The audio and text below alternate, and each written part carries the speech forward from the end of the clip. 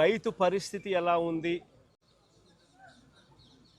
అని తెలుసుకోవాలంటే ఒక్కసారి గ్రాస్ రూట్లోకి ఒకసారి వచ్చి గ్రౌండ్ మీదకి ఒకసారి వచ్చి తిరిగితే అర్థమవుతుంది.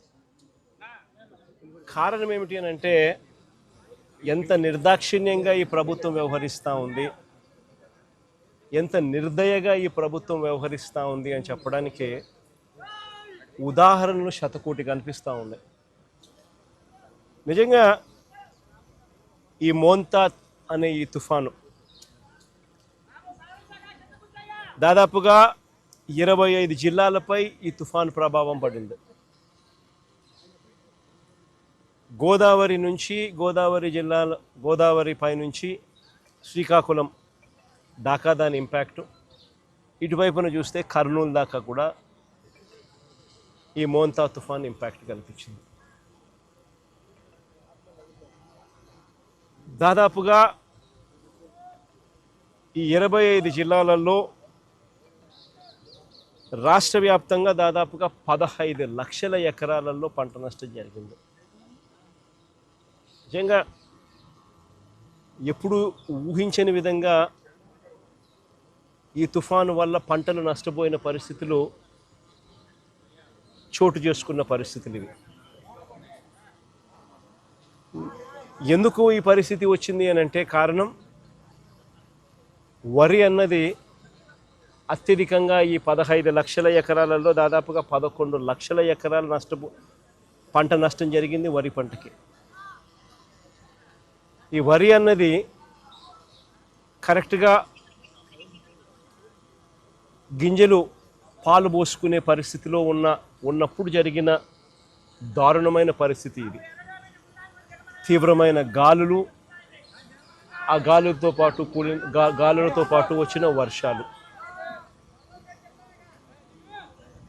నిజంగా ఎంత దారుణమైన పరిస్థితి అన్నది చెప్పడానికి ఒకసారి చూస్తే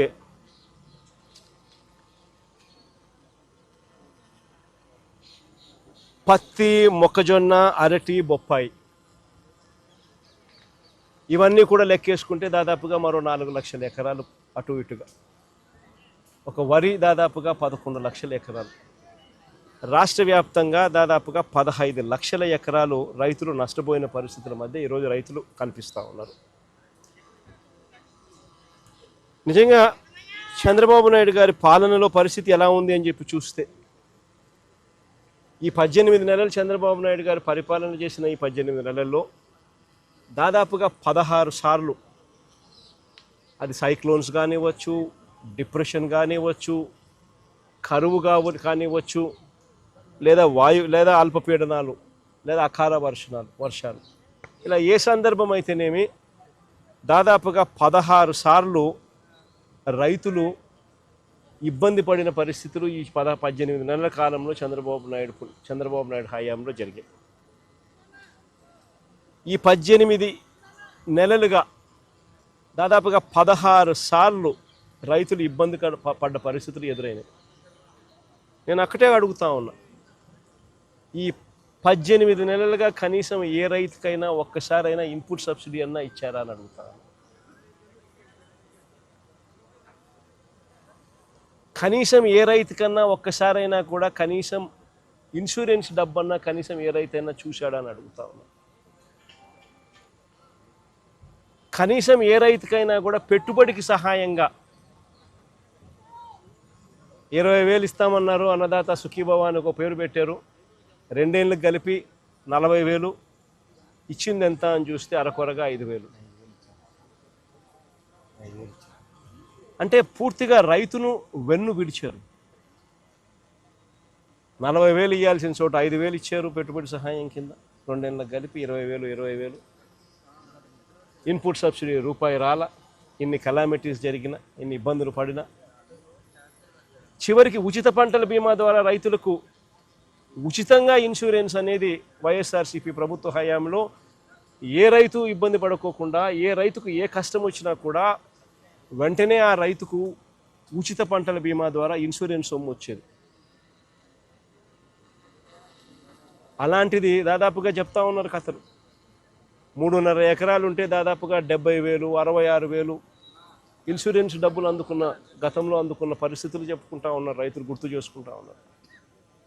అది కూడా ఈ పొద్దు రైతులకు రాకుండా పోయింది. చివరికి ఎరువులు కూడా బ్లాక్లో రైతులు కొనుక్కోవాల్సిన అధ్వానమైన పరిస్థితిలోకి ఈరోజు రైతు వెళ్ళిపోయారు.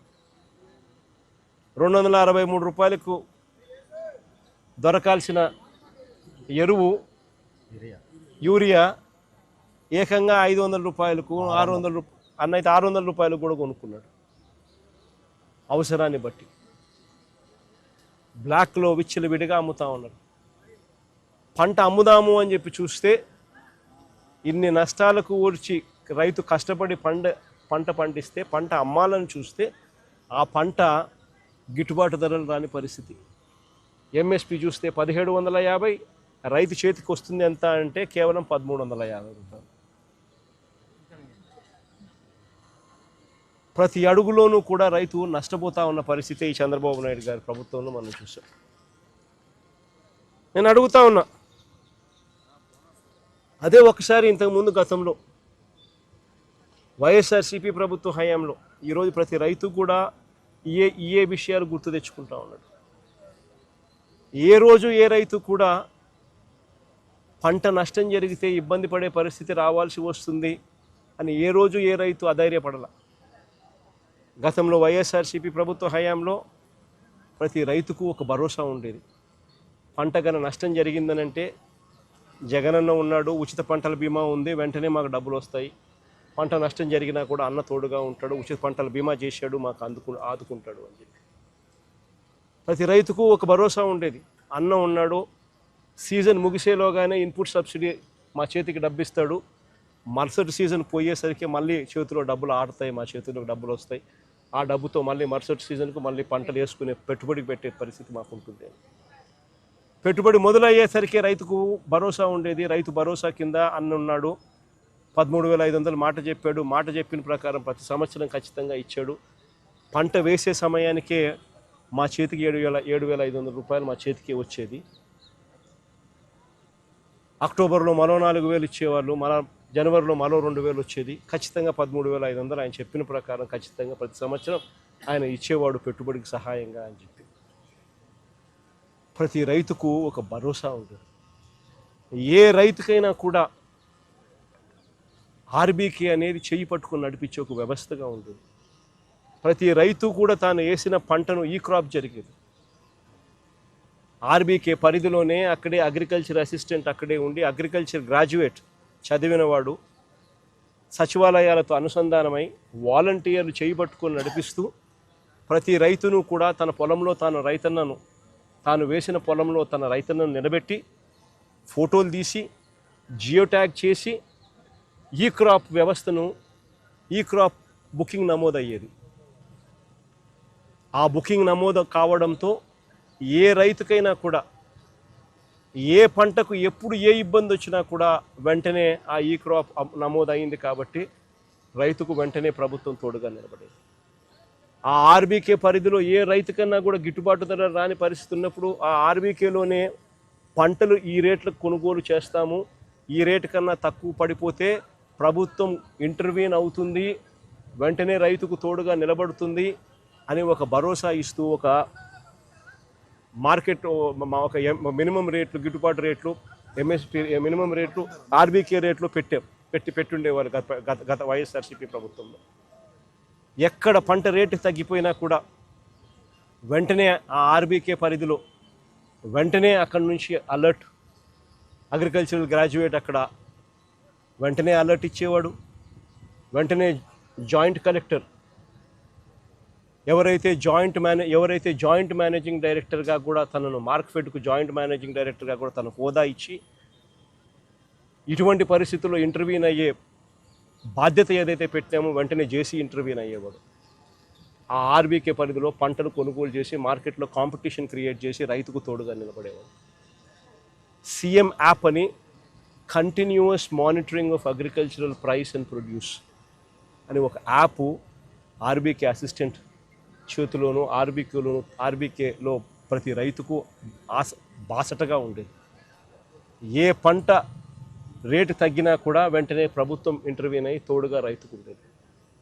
ఇవన్నీ గతంలో దాదాపుగా 7,800 కోట్ల రూపాయలు ఖర్చు చేసిన వైఎస్ఆర్సీపీ ప్రభుత్వ హయాంలో 7,800 కోట్ల రూపాయలు ఖర్చు చేసి రైతులకు ఏ పంటకైనా కూడా గిట్టుబాటు ధర రాని పరిస్థితి ఉంటే వెంటనే పంటలు కొనుగోలు చేసే దానికోసం ఆ 5 సంవత్సరాలలో వైఎస్ఆర్సీపీ ప్రభుత్వం 3,000 కోట్ల రూపాయలతో ధరల స్థిరీకరణ నిధి కేటాయించి ఏకంగా 5 సంవత్సరాలలో 7,800 కోట్లు ఖర్చు చేసి రైతుకు ప్రతి పంటకు భరోసాగా కొనుగోలు చేసే కార్యక్రమం జరిగింది. రైతుల దగ్గర నుంచి అప్పట్లో ఉచిత పంటల బీమా ద్వారా రైతులకు అందరికీ ఈ క్రాప్ చేయడం, వెంటనే రైతులందరికీ ఉచిత పంటల బీమా కింద తీసుకొని రావడం, దాదాపుగా 85 లక్షల మంది రైతులను ప్రభుత్వమే ప్రీమియం చెల్లించి రైతులకు ఉచితంగా పంటల బీమా ఇచ్చినందువలన ఆ రైతులకు ఏకంగా 7,800 కోట్ల రూపాయలు ఇన్సూరెన్స్ సొమ్ము కింద ఆ రైతులకు 5 సంవత్సరాలలో ఉచితంగా రైతులు రూపాయి కూడా ఖర్చు పెట్టుకోకుండా ఉచిత పంటల బీమా ద్వారా రైతులకు మేలు జరిగిచ్చేలా డబ్బులు పడ్డాయి. ఈరోజు చంద్రబాబు నాయుడు గారి ప్రభుత్వంలో ఎంతమంది తెలుసా రైతులు నమోదు చేసుకున్నారు ఇన్సూరెన్సు? కేవలం 19 లక్షల మంది రైతులు మాత్రమే. అది కూడా ఎవరైతే బ్యాంకు లోన్లు తీసుకున్నారో ఆ బ్యాంకు లోన్లు తీసుకున్నారు కాబట్టి ఆ బ్యాంకులు ఇన్సూరెన్స్ డబ్బులు ఖచ్చితంగా కట్ చేసుకొని ఇస్తారు కాబట్టి వాళ్ళకు మాత్రమే ఇన్సూరెన్సు వర్తింపయింది, కట్టింగ్ అయ్యింది. కేవలం 19 లక్షల మంది మాత్రమే. నేను అడుగుతా ఉన్నా, ఈరోజు ఇటువంటి విపత్కర పరిస్థితి వచ్చింది. ఈరోజు ఇటువంటి విపత్కర పరిస్థితిలో మిగిలిన రైతుల పరిస్థితి ఏమిటి అని అడుగుతా ఉన్నా. ఎవరైతే బ్యాంకుల దగ్గరికి వెళ్ళలేని పరిస్థితిలో ఉన్నారో, ఎవరైతే బ్యాంకులు ఇన్సూరెన్స్ డబ్బులు కట్ చేయకుండా ఇన్సూరెన్స్ డబ్బులు ఎవరికైతే కట్ చేసి వాళ్ళకి మాత్రమే ఎవరికైతే బ్యాంకులు కట్టినాయో మిగిలిన వాళ్ళ పరిస్థితి ఏమిటి? రాష్ట్రంలో మిగిలిన రైతుల పరిస్థితి ఏమిటి? ఉచిత పంటల బీమా తీసేయడం అన్నది అన్నిటికన్నా దారుణం కాదా అని అడుగుతా ఉన్నాం. ఈరోజు ఈ పంటకు వచ్చినాం, ఈ పొలానికి వచ్చినాం. ఈ పొలంలో ఉన్న రైతన్నను ఆశ్చర్యం కలిగించే విషయాలు చెప్తా ఉన్నాడు. ఈ రైతన్నను అడిగే, అన్న మీ పంటలేకి మీ పొలంలోకి ఎవరైనా ఎన్యూమరేషన్ చేయడానికి ఎవరైనా వచ్చారా అని. ఈ రైతులే కాదు, ఎక్కడ రాష్ట్రంలో ఉన్న ఏ రైతుని అడిగినా కూడా, అన్న ఎవరి పొలంలోకి కూడా, ఏ రైతు దగ్గరికి కూడా పొలంలోకి ఎవరు కూడా ఎన్యూమరేషన్కు రాలేదన్న అన్న మాట వినిపిస్తుంది. ఆశ్చర్యం ఏమిటో తెలుసా? ఇది కృష్ణా కలెక్టర్ ఇచ్చిన ప్రొసీడింగ్స్ 30వ తారీఖు డేటు, అక్టోబర్ 30వ తారీఖు డేటు. కృష్ణా కలెక్టర్ ఇచ్చిన ప్రొసీడింగ్స్. ఈ ప్రొసీడింగ్స్లో కృష్ణా కలెక్టర్ ఏమంటాడు తెలుసా? 30వ తారీఖు తను ఈ ప్రొసీడింగ్స్ ఇస్తూ తను ఏమంటాడు, enumeration of crop damage and social audit. Enumeration అయిపోవాలా, సోషల్ ఆడిట్ అయిపోవాలా, to be completed by 31st, అంటే ఒకరోజు. 30వ తేదీ ప్రొసీడింగ్స్ ఇస్తాడు, 31వ తారీఖు కల్లా సోషల్ ఆడిట్ అయిపోవాలా, ఎన్యూమరేషన్ అయిపోవాలంటాడు ఒక రోజులో. Enumeration of crop damage and social audit should be completed by 31/10/2025 and any grievances shall be redressed immediately. ఒక రోజు టైము. ఆశ్చర్యం కలిగించే విషయం ఏం తెలుసా? ఇక్కడ ఇంకొక పారాగ్రాఫ్ రాస్తారు. ఇంకొక పారాగ్రాఫ్ ఏమని రాస్తారు తెలుసా? District agricultural officer Machilipatnam or before 31/10/2025 without fail చేయాలా. The concern mandal agriculture officer sending list after the above deadline will invite action. అంటే ఆ తర్వాత ఎవరైనా అప్లికేషన్ పెట్టేదానికి కూడా 31వ తారీఖు అయిపోవాలా. 31వ తారీఖు తర్వాత అప్లికేషన్ కూడా పెట్టేదానికి కూడా the finalised list from the districts should be submitted to the director of agriculture AP Guntur on 1/11/2025. అంటే ఎంత నిర్దాక్షిణ్యంగా వీళ్ళు, ఎవడు కూడా వీళ్ళకి టైం ఇచ్చింది ఒక రోజు. అంటే దాని అర్థం ఏంది? ఎన్యూమరేషన్ అనేది ఎవడో కూడా పంట పొలాలకు వచ్చి చేసే కార్యక్రమం జరగదు. అసలు ఎన్యూమరేషన్ అంటే ఏమిటో తెలుసా? చంద్రబాబు నాయుడు గారిని అడగాలి ఫస్ట్ ఈ పాయింట్. అసలు ఎన్యూమరేషన్ అనేది పంట పొలాలకు ఎందుకు రావాలా, ఎందుకు చెయ్యాలా అనేది ఒకసారి గమనించండి. సరే, ఇది గాలుల వల్ల, వర్షాల వల్ల, తుఫాను వల్ల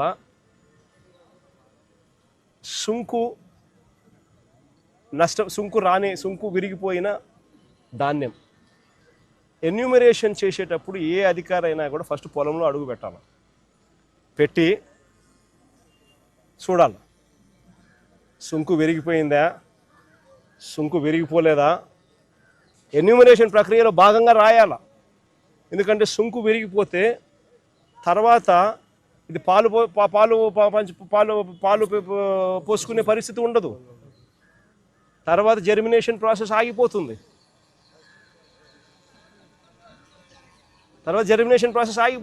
పాలు పోసుకునే పరిస్థితి ఉండదు సుంకు విరిగిపోతే. సో సుంకు విరిగిపోయిందా లేదా అని చూడాలి, పొలంలోకి వచ్చి దిగి చూడాలి ఎన్యూమరేషన్ చేసేవాడు. ఇది చూడకుండా, ఇది చెయ్యకుండా ఎన్యూమరేషన్ అయిపోయిందని అంటారు. ఇలాంటి వాళ్ళు ఎవరైనా ఇలాంటి వాళ్ళు ఎవరైనా కూడా ఎన్యూమరేషన్ మాది జరగలేదు, మా దగ్గరికి ఎవడు రాలేదు అని అంటే వెటకారం చేసి మాట్లాడుతున్నారు వాళ్ళను. ఎన్యూమరేషన్ మాత్రం జరగదు. ఇంత దారుణంగా పంట జరుగుతుంది. పైగా ఇంకోటి ఏమంటున్నారో తెలుసా, ప్రతి రైతుకు ఈ మాదిరిగా అగ్రికల్చర్ ఆఫీసర్లు డైరెక్ట్గా ఈ మాదిరిగా మెసేజ్లు పంపించడము, ఈ మాదిరిగా ఆర్బీకేల దగ్గర నుంచి అగ్రికల్చర్ ఆఫీసర్లతో రైతులకు చెప్పిస్తూ ఉన్నారు. ఏమని, మీరు గన ఈ పత్రాలు సమర్పించిన వారి పొలాలకు మాత్రమే పంట నష్టం జాబితా తయారు చేయబడును. ఆఖరి తేదీ అక్టోబర్ 31వ తేదీ కావున శుక్రవారం మధ్యాహ్నం 3 గంటల లోపు తీసుకొచ్చి ఈ డాక్యుమెంట్లు మాత్రమే స్వీకరించబడతాయి. తర్వాత ఇచ్చిన డాక్యుమెంట్లను తీసుకోబడవు అని ఒకవైపున మెసేజు. రెండో వైపున, దయచేసి రైతులందరూ గమనించగలరు, ఇప్పుడు పంట నష్టం చేయించిన రైతులకి తర్వాత ధాన్యం రైతు సేవా కేంద్రం కొనుగోలు చేయబడదు అని. అంటే ఈ ఇన్పుట్ సబ్సిడీ కానీ, ఈ నష్టం జరిగిందని కానీ ఎవడైనా కూడా రైతు అడిగితే వాళ్ళ ధాన్యం కొనుగోలు చేయరట తర్వాత. అంటే ఏం చెప్తా ఉన్నారు, ఎక్కడైనా కూడా ఏదైనా తుఫాను వచ్చినప్పుడు మనుషులకు మానవత్వం ఉండాలి.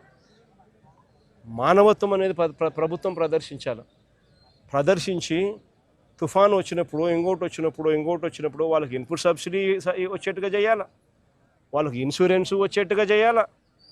ఈ రెండు ఇవ్వడమే కాకుండా, వచ్చేట్టుగా చేయడము ఇవ్వడమే కాకుండా వారి పంటలు కూడా కొనుగోలు చేసే కార్యక్రమం జరగాల.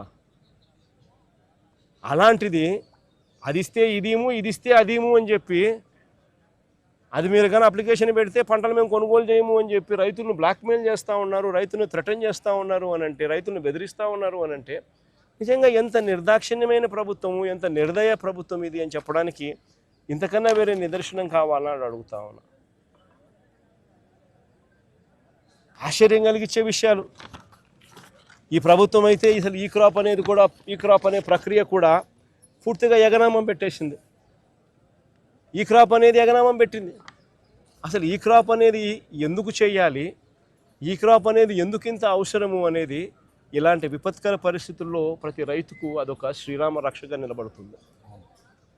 అలాంటిది ఈ క్రాప్ అనేది తెరమరుగైపోయింది. పంట పొలంలో రైతన్నను నిలబెట్టించి, పంట పొలంలో ఆ రైతన్నను జియో ట్యాగింగ్ చేసి, ఆయన ఫోటోగ్రాఫ్ తీసి దాన్ని ఈ క్రాప్ అనే పరిస్థితి గతంలో ఉంటే, ఈరోజు ఈ క్రాప్ నిర్వచనం మార్చినారు. ఈరోజు ఈ క్రాప్ అంటే ఏం తెలుసా, చేశామంటే చేశాం. తెలుగుదేశం వాళ్ళకైతే ఏకంగా ఉన్న భూమి కన్నా వాళ్ళు వేసిన పంట ఎక్కువ వేసినారు. ఇది బాపట్లలో ఒక చిన్న ఎగ్జాంపుల్. పర్చూరులో 112%, పంగలూరులో 114%, బల్లికరువులో 115%. బాపట్ల జిల్లాలో చిన్న ఎగ్జాంపుల్ చెప్తా ఉన్నా. వేటపాలెంలో 117%, చీరాలలో 122%, చిన్నగంజాంలో 128%. అంటే ఉన్న భూమి కన్నా agricultural crops sown in the భూమి. 120 భూమి ఉండేది 100% అయితే నువ్వు 128% చూపిస్తూ ఉండవు. అంటే ఏ స్థాయిలో నువ్వు ఈ క్రాప్ అనేది నీరు గార్చావు అని చెప్పడానికి ఇదొక నిదర్శనం. ఈ ప్రభుత్వం పూర్తిగా రైతులను పూర్తిగా గాలికి వదిలేసిన పరిస్థితులు, ఇంత విపత్కర పరిస్థితులు కనపడతా ఉన్నాయి. ఇంత విపత్కర పరిస్థితులు కనపడతా ఉంటే, విపత్కర పరిస్థితులు జరిగిన రోజు ముఖ్యమంత్రి అనే వ్యక్తి ఏం చేస్తాడు? ఓ రోజు అట్టా చాపర్లో తిరుగుతాడు, ఓ చోట ఆగుతాడు, తర్వాత మొత్తం చాపర్లో తిరుగుతాడు, మరుసటి రోజు లండన్ పోతాడు. ఆయన కొడుకు ఇంకొక ఆయన ఆస్ట్రేలియా నుంచి వస్తాడు, వచ్చి మరుసటి రోజు ముంబైలో క్రికెట్ చూడడానికి పోతాడు. ఈడేమో మన రైతుల పరిస్థితి ఏమో ఏడవలేక, కడుపులో బాధ ఉండి దాన్ని తట్టుకోలేక, నవ్వు రాక, ఇది పరిస్థితి వాళ్ళది. ఈ వారం రోజులు టైం ఇచ్చి వీళ్ళు ఏం చేస్తారు? మామూలుగా ఇంతకుముందు వైఎస్ఆర్సీపీ హయాంలో మా ప్రభుత్వ హయాంలో నేను ఒక మాట చెప్పేవాడిని అధికారులకు అందరికీ కూడా. ఏదైనా తుఫాన్ రాకమునుపు ఒక మాట చెప్పేవాడిని, తుఫాన్ రాకమునుపు అందరికీ స్పెషల్ ఆఫీసర్లను ఆ జిల్లాలకు వేసేవాళ్ళం. వేసి వాలంటీర్లు పనిచేసేవాళ్ళు, సచివాలయం సిబ్బంది పనిచేసేవాళ్ళు. మా ప్రభుత్వ హయాంలో ఏకంగా కలెక్టర్ల పరిధి డిస్ట్రిక్ట్ సైజ్ తగ్గించినాం. దానివల్ల ఎక్కువ కలెక్టర్లు, తక్కువ కాన్స్టిట్యున్సీకి ఎక్కువ కలెక్టర్లు వచ్చినారు, ఎక్కువ జేసీలు వచ్చినారు, దానివల్ల ఎక్కువ ఎస్పీలు వచ్చినారు. దానివల్ల మా ప్రభుత్వ హయాంలో సచివాలయాలు వచ్చినాయి. మా ప్రభుత్వ హయాంలో వాలంటీర్ల వ్యవస్థ ఉండేది, స్పెషల్ ఆఫీసర్లను వేసేవాళ్ళం. ప్రాణ నష్టం జరగకోకుండా ఖచ్చితమైన చర్యలు తీసుకోవాలని చెప్పి గట్టిగా చెప్పేవాళ్ళం. కలెక్టర్ల చేతుల్లో డబ్బులు పెట్టేవాళ్ళం. అన్ని రకాలుగా కలెక్టర్ల దగ్గర నుండి చూసుకోమని చెప్పేవాళ్ళం. ఎన్యూమరేషన్ తుఫాన్ అయిపోయిన వెంటనే ఎన్యూమరేషన్ వెంటనే జరిగేది. వారం రోజులు టైం ఇస్తున్నా, 10 రోజులు నేను టైం ఇస్తున్నా, తర్వాత నేనే వస్తా ముఖ్యమంత్రిగా. వచ్చి ఎక్కడికి వస్తున్నానో నేను చెప్పను, ఏదో ప్రాంతంలో తిరుగుతా. నేను తిరిగినప్పుడు కలెక్టర్ పనితీరు ఎలా ఉంది, పంట నష్టం గురించి ఎన్యూమరేషన్ ఎలా చేశారు, అన్ని సదుపాయాలు మీకు ఇచ్చినారా లేదా అని ఇలాంటి వివరాలు నేను ప్రజలను అడిగి తెలుసుకుంటా. ఏ ఒక్కరైనా కూడా కలెక్టర్ బాగా చేయలేదు అని అంటే మీ ఉద్యోగం పీకేస్తానని చెప్పి గట్టిగా చెప్పేవాళ్ళు. ఒక భయం ఉండేది. కలెక్టర్లతో పాటు ఎమ్మెల్యేలు మొత్తం తిరిగేవాళ్ళు. 10 రోజుల తర్వాత ముఖ్యమంత్రి, వారం 10 రోజుల తర్వాత ముఖ్యమంత్రి ఖచ్చితంగా వచ్చేవాడు. ఎక్కడికి వస్తాడో తెలియదు, ఖచ్చితంగా వచ్చేవాడు. వచ్చి సిచ్యువేషన్ అసెస్ చేసేవాడు. ముఖ్యమంత్రి వస్తాడేమో అని చెప్పి కలెక్టర్లు ఎటువంటి తప్పిదం అనే దానికి అవకాశం లేకుండా ఇవ్వకుండా కలెక్టర్లు గట్టిగా చర్యలు తీసుకుంటూ ప్రతి అడుగులోనూ తప్పిదం అనేది లేకుండా పనిచేసేవాళ్ళు. ఈరోజు ప్రభుత్వం చేస్తూ ఉన్న పనితీరు గాలికి ఎగిరిపోయింది. ప్రభుత్వం అన్నది ఈరోజు ఉందా లేదా అర్థం కాని పరిస్థితిలో రైతున్నాడు. రైతుకు నష్టం వచ్చినా కష్టం వచ్చినా కానీ పట్టించుకునే పరిస్థితి ఎక్కడా కూడా కనిపించిన పరిస్థితిలో ఈరోజు రాష్ట్రం ఉంది. నేను ఇవాళ చంద్రబాబు నాయుడు గట్టిగా చెప్తా ఉన్నా, ఎందుకు లెక్కలు తక్కువ చేసి చూపిస్తూ ఉన్నారు? 15 లక్షలు అని చెప్పి ఇంత పంట నష్టం జరిగిన పరిస్థితులు గతంలో ఎప్పుడు జరగలేదు అని చెప్పి ఆ రోజు మీ ఎల్లో మీడియాలోని పేపర్లు సైతం రాసినాయి. ఆ రోజు మీ ఎల్లో మీడియా సైతం, మీ గజెట్ పేపర్ ఈనాడు కూడా రాసింది. మరి ఈరోజు ఎందుకు తగ్గించి రాస్తున్నారు? ఎందుకు ఎన్యూమరేషన్ చేయడానికి వెనకడుగు వేస్తూ ఉన్నారు? ఎందుకు రైతులకు తోడుగా ఉండడానికి ఎందుకు వెనకడుగు వేస్తున్నారు? ఎందుకు రైతులకు ఎన్యూమరేషన్ కోసం అప్లికేషన్ పెట్టుకుంటే ఎన్యూమరేషన్ చేస్తే మీ వరి పంట మేము కొనుగోలు చేయము అని ఎందుకు రైతుకు భయపడిస్తున్నారు? ఎందుకు లెక్కలు తక్కువ చేసి చూపిస్తూ ఉన్నారు? ప్రభుత్వం అన్నది రైతుకు మంచి చేయాల్సింది పోయి రైతుకు నష్టం చేసే కార్యక్రమం ఎందుకు చేస్తూ ఉన్నారని అడుగుతా ఉన్నా. ప్రభుత్వం ఇప్పటికైనా కూడా ఈ చంద్రబాబు నాయుడు గట్టిగా డిమాండ్ చేసి అడుగుతా ఉన్నా, అయ్యా చంద్రబాబు, నీ తప్పిదం వల్ల రైతులకు ఈరోజు ఇన్సూరెన్స్ డబ్బు రావడంలా. ఈరోజు ప్రతి రైతుకు నువ్వు ఎలా పలికినా ఎలా పలకపోయినా కూడా ఉచిత పంటల బీమా కన్నా నువ్వు కానీ డబ్బు కట్టి ఉండింటే, వైఎస్ఆర్సీపీ ప్రభుత్వం మాదిరిగానే కట్టి ఉండింటే ఈ పొద్దు ప్రతి రైతుకు, నష్టపోయిన ప్రతి రైతుకు ఎకరాకు కనీసం 20,000 రూపాయలు పైచిలకు రైతుకు చేతిలో కనపడేది. నీ తప్పిదం వల్ల జరిగింది అది. ఉచిత పంటల బీమా అనేది నువ్వు ఎత్తేయడం వల్ల రైతుకు నష్టం జరిగింది. కాబట్టి ఖచ్చితంగా ఆ ఇన్సూరెన్స్ డబ్బు రైతుకు ఖచ్చితంగా వచ్చేట్టుగా చెయ్యాలి అని చెప్పి రైతుల తరఫున డిమాండ్ చేస్తూ ఉన్నాం, గట్టిగా అడుగుతూ ఉన్నాం. ఎందుకంటే తప్పిదం నీది కాబట్టి. రేపు రబీ పంటకు ఇప్పటి నుంచి కనీసం రైతులకు ఉచిత పంటల బీమా కనీసం ఇప్పటి నుంచైనా కానీ ఖచ్చితంగా చెయ్యాలి. ఈ పరిస్థితి మళ్ళీ రైతుకు ఉత్పన్నం కాకూడదు అని చెప్పి కూడా డిమాండ్ చేస్తూ అడుగుతా ఉన్నాం. అదే రకంగా రైతులకు ఇన్పుట్ సబ్సిడీ కింద బకాయిలు పెట్టారు. దాదాపుగా ఈల లెక్కల ప్రకారమే, అది తగ్గించిన ఈల లెక్కల ప్రకారమే, తగ్గించి ఈలేసిన లెక్కల ప్రకారమే 600 కోట్లు ఇవ్వాలని చెప్పి వీళ్ళే బకాయిలు పెట్టారు. ఆ బకాయిల సొమ్మును కూడా వెంటనే రైతులకు ఇవ్వాలి అని చెప్పి కూడా గట్టిగా డిమాండ్ చేస్తూ ఉన్నాం. చంద్రబాబు నాయుడు గట్టిగా మాట్లాడుతూ ఉన్నాం, రైతు సంతోషంగా ఉంటేనే రాష్ట్రం బాగుంటుంది. రైతు గనక కన్నీరు పెట్టినాడు అని అంటే ఏ ప్రభుత్వంకైనా కూడా అది అరిష్టమే అని చెప్పి చంద్రబాబు నాయుడు గుర్తుపెట్టుకోమని గట్టిగా చంద్రబాబు నాయుడుకు వార్నింగ్ ఇస్తూ ఉన్నాం. ఈ సమయంలో చంద్రబాబు నాయుడు దృష్టిలో రైతు అనేవాడు వ్యవసాయమే దండుగా, వ్యవసాయం చేయడమే దండుగా, రైతు వేస్ట్ అనేది చంద్రబాబు నాయుడు మైండ్ సెట్. అందుకనే రైతు ఈరోజు ఇన్ని అగసాట్లు పడుతూ ఉన్నాడు, ఇన్ని అవస్థలు పడుతూ ఉన్నాడు. ఈ మైండ్ సెట్ మార్చుకొని రైతు రాష్ట్రానికి వెన్నెముక అని చెప్పి గుర్తించమని చెప్పి చంద్రబాబు నాయుడు గట్టిగా డిమాండ్ చేస్తూ ఉన్నాము. చంద్రబాబు నాయుడు గారు స్పందించే తీరుగా సరిగ్గా లేకపోతే రైతుల తరపున వైఎస్ఆర్సీపీ ప్రభుత్వం పోరాటం చేయడానికి సన్నద్ధంగా రెడీగా ఉంటుందని కూడా ఈ సందర్భంగా గట్టిగా చంద్రబాబు నాయుడుకు వార్నింగ్ ఇస్తూ ఉన్నాం. ఈ సందర్భంగా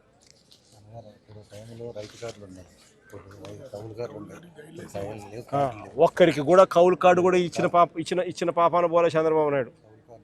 కౌలు కార్డులు కూడా లేవు, కౌలు కార్డులు కూడా ఇవ్వడం లే. ఇస్తే మళ్ళీ వాళ్ళకి డబ్బులు ఎక్కడ ఇవ్వాల్సి వస్తుందేమో అని చెప్పి చంద్రబాబు నాయుడు కౌలు కార్డులు కూడా ఇవ్వడం కూడా మానేస్తాడు. ఇంత రైతు వ్యతిరేక విధానాన్ని చంద్రబాబు నాయుడు ఖచ్చితంగా మార్చుకోవాలని చెప్పి కూడా గట్టిగా చంద్రబాబు నాయుడు డిమాండ్ చేస్తాను.